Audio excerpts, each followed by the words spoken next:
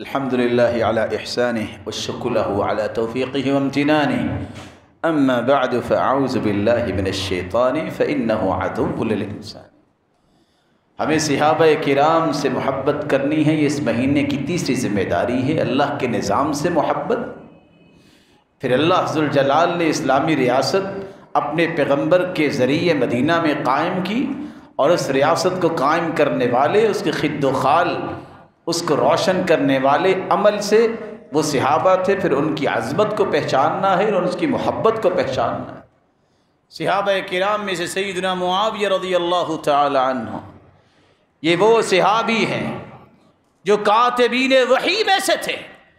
45 قرآن مجید کی آیات نازل ہوئی ہیں تو لکھنے والے کون تھے؟